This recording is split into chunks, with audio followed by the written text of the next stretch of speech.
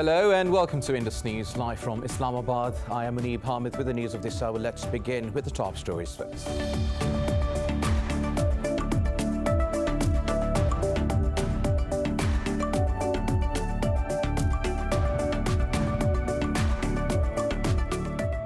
The Afghan officials say the Taliban have captured the country's main border crossing with Tajikistan after they encircled the provincial capital of Kunduz. This comes after the Pentagon said it could slow down the withdrawal of troops from Afghanistan in light of recent battlefield victories by the Taliban. According to reports, the fighters have gained control of more than 30 districts over the last month.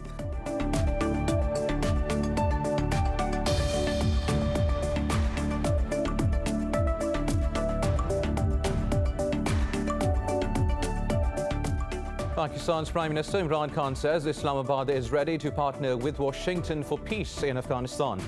In an article in the Washington Post, Khan said, however, the country will not host US bases after troops withdrawal. The Prime Minister also opposed the military takeover of Afghanistan, saying it will only lead to a civil war.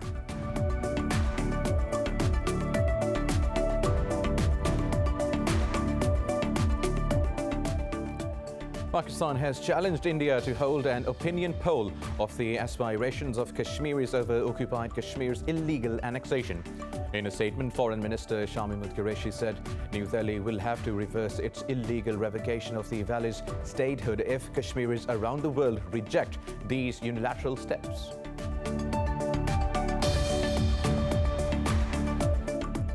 Myanmar's military says it has killed 4 terrorists in a gunfight with anti-Janta militia in the country's second biggest city of Mandalay. In a statement, the Janta's information team said security forces acted on a tip-off and raided a house in Tan Maya, Parsi Township. It said some soldiers were seriously injured in the ensuing battle, while forces arrested a terrorist for possessing arms.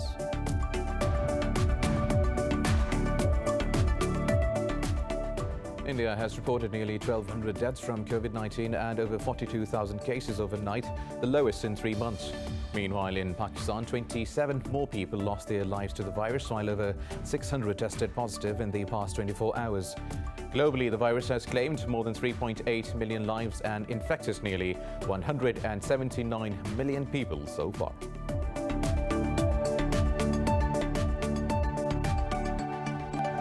Well, these were the top stories. News in detail after a short break. Stay with us.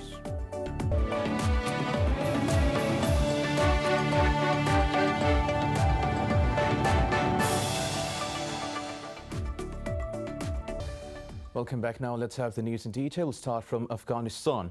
The Afghan officials say the Taliban have captured the border crossing with Tajikistan after they encircled the provincial capital of Kunduz. This comes after the Pentagon said it could slow down the withdrawal of troops from Afghanistan in light of recent battlefield victories by the Taliban. According to reports, the fighters have gained control of more than 30 districts over the last month. The group has also reportedly seized large quantities of military equipment and killed, wounded or captured dozens of troops. The Afghan government have denied that the districts have fallen to the Taliban, saying they were evacuated in a tactical withdrawal. It is unclear how many Taliban have been killed or wounded. Pakistan's Prime Minister Imran Khan says Islamabad is ready to partner with Washington for peace in Afghanistan. In an article in the Washington Post, Khan said, however, the country will not host US bases after troops withdrawal. The Prime Minister opposed the military takeover of Afghanistan, saying it will only lead to a civil war. He said the Taliban cannot win over the whole country and yet must be included in any government for it to succeed. He added Pakistan has no favorites and will work with any government that enjoys the confidence of the Afghan people. Khan noted both Pakistan and the US want negotiated peace in Afghanistan and any further military action is futile. He said promoting economic connectivity and regional trade is the key to lasting peace and security in Afghanistan. The Prime Minister said Pakistan has suffered so much from the wars in Afghanistan as more than 70,000 Pakistanis were martyred. Now, Pakistan has challenged India to hold an opinion poll of the aspirations of Kashmiris over occupied Kashmir's illegal annexation. In a statement, Foreign Minister Shamimud Qureshi said New Delhi will have to restore the valley's autonomy if Kashmiris around the world reject these steps. He said all Kashmiris, including those who had been sharing power with the Indian government in the past, are united against these illegal steps. The Foreign Minister added India's announcement to convene a conference on Thursday indicates that all is not well. Moving on, Iran has rejected a U.S. statement that Tehran's presidential electoral process was manufactured. Government spokesperson Ali Rabai said Tehran considers Washington's remarks as an interference in its domestic affairs. Iran state media quoted Rabai saying that Washington's statement is against the international law. He said the U.S. does not have the authority to express its views on the process of elections in Iran or any other country. Earlier, State Department spokesperson said the U.S. viewed Iran's electoral process as neither free nor fair. Meanwhile, at least 20 Palestinians have been injured after Israeli forces attacked the anti-settlement protesters in occupied East Jerusalem. The Red Crescent said 16 people were hit by tear gas shells and pepper spray, while others wounded by rubber-coated bullets. The service said the Jewish settlers also hurled stones and chairs at the protesters and at one of its ambulances. It added Israeli forces sprayed skunk water on another ambulance belonging to the service. Meanwhile, Israeli forces detained at least 25 Palestinians in multiple overnight raids across the occupied West Bank. Myanmar's military says it has killed 4 terrorists in a gunfight with the anti-junta militia in the country's second biggest city of Mandalay. In a statement, the junta's information team said security forces acted on a tip-off and raided a house in Chiang Mai, Thasi Township. It said some soldiers were seriously injured in the ensuing battle, while forces arrested 8 terrorists for possessing arms. Confirming the fight, the People's Defense Force said its members responded after the army raided one of its bases. Hundreds of anti-coup protesters have reportedly trekked into insurgent-held areas to receive military training. Myanmar has seen violence and chaos ever since the military staged a coup on February 1st. At least 873 civilians have been killed in the military's crackdowns on ongoing protests across the country. Britain and the European Union have slapped fresh sanctions on Myanmar's official and state-owned companies over the February 1st coup. The European Union imposed an asset freeze and a travel ban on 8 officials of the military government and sanctioned 3 state-owned companies, whereas Britain has added 3 Myanmar entities to its sanctions list to target the regime's economic interest. British Foreign Minister Dominic Raab said the United Kingdom will continue to hold the junta to account for subversion of democracy and brutal killings of civilians. However, Russia has committed to further strengthening its security and other ties with the military government in Myanmar. Myanmar's junta leader Min Aung Hlaing is in Moscow to attend a security conference this week. Meanwhile, Myanmar security forces have clashed with a newly formed militia group in the country's second biggest city of Mandalay. According to an activist group, Myanmar's military has killed at least 873 civilians in crackdowns on ongoing protests across the country. Now, North Korea has dismissed the prospects for an early resumption of diplomacy with the United States.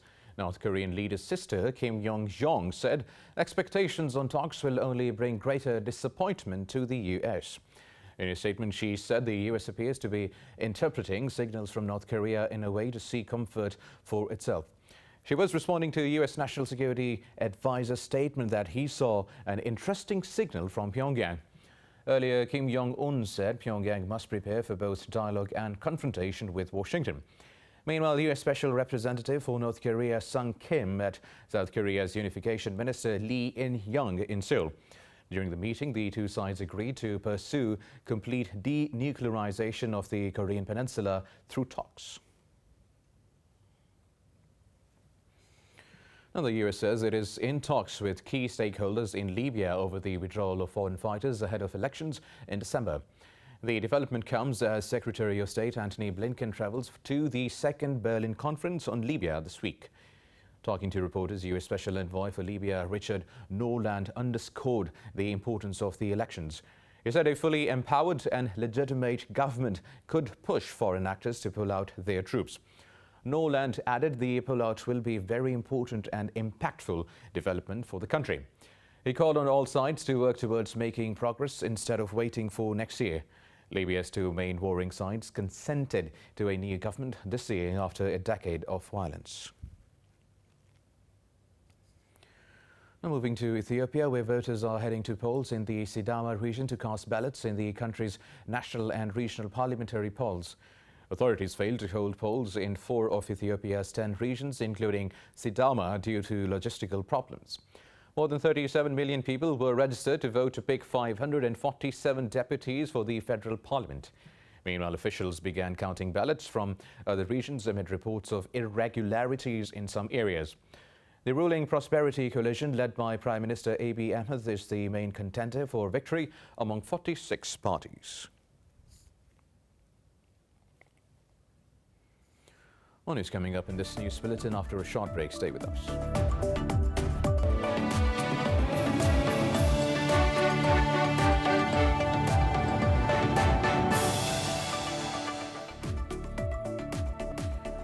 Welcome back. Now, India has reported nearly 1,200 deaths from COVID-19 and over 42,000 cases overnight, the lowest in 3 months. Globally, the virus has claimed more than 3.8 million lives and infected nearly 179 million people so far.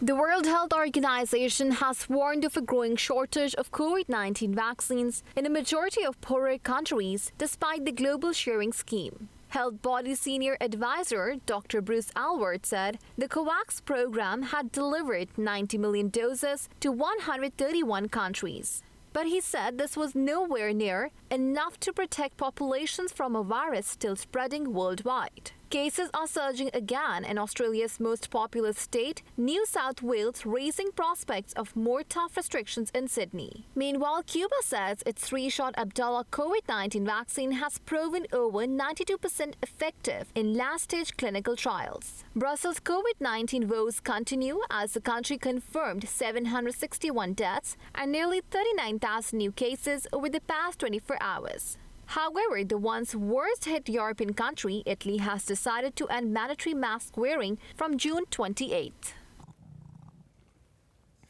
Meanwhile, Pakistan has reported 27 new deaths from COVID-19 over the past 24 hours. The Health Ministry says the country's death toll has reached 22,034. It reported 663 infections overnight, with this year's lowest positivity rate of 1.69%. The ministry says the caseload is approaching 950,000, while over 894,000 people have recovered. The number of active cases is just above 33,000. Meanwhile, the government says it will receive 13 million doses of the Pfizer vaccine by the end of this year.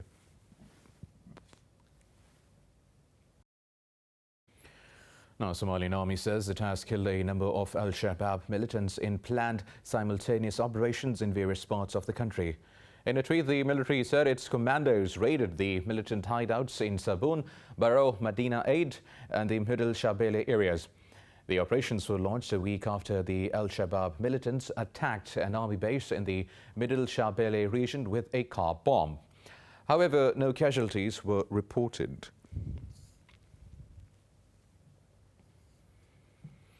Moving on now, the United Nations says more than 8,500 children have been used as soldiers globally in 2020. A report with the Security Council reveals that around 2,700 others died in various conflicts. The report verifies violations against 19,379 children in 21 conflicts. These were committed in Somalia, Democratic Republic of the Congo, Afghanistan, Syria and Yemen. The report also blacklists Myanmar's military and Syrian government forces for not taking the measures to protect children.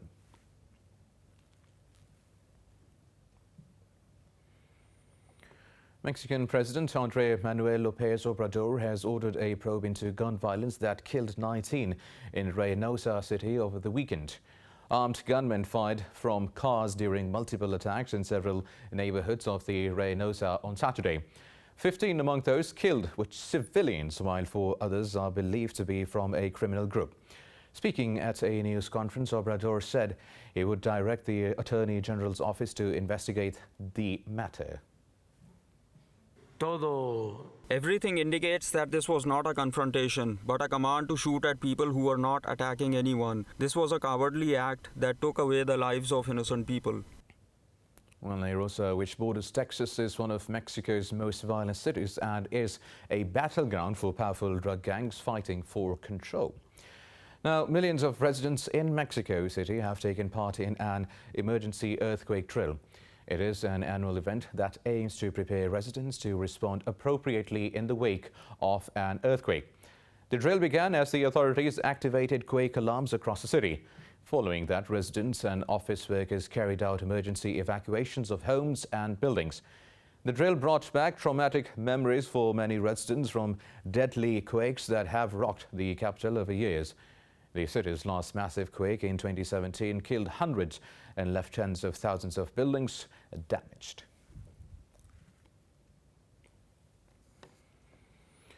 German company Volocopter has performed the first flight of its electric air taxi Velocity at a show in Le Bourget airport near Paris. The company aims to have the service operational for the Olympic Games in France in 2024. Details in this report. The flying taxi, which looks like a tiny helicopter, took off and landed vertically over the Bourget airport with no passenger on board during a 3-minute flight. It flew a 500-meter route with speeds of up to 30 kilometers per hour and about 30 meters above the ground. We do not sell Volocities to individual persons. In the city of the future, these will be shared assets that are professionally operated as a fleet. So you as a customer can then call a Volocity to come and pick you up when you need it, and you only pay for the flight. And as I said, with increasing volumes, we can offer these flights at the cost of a taxi today. Velocity has a luggage compartment with a capacity of 2 people on board. The company's chief executive, Florian Reuter, says the flying taxi service would initially operate with a pilot, but it would be fully automated over a period of time. With respect to regulation, initially we will have a fully certified, fully licensed helicopter pilot, just to fit into existing regulation. Florian Reuter said that the urban mobility is more than a $10 trillion market and is one of the biggest market potentials out there. He said that by 2035, his company can serve a market that has around $300 billion in opportunity just with their air taxis.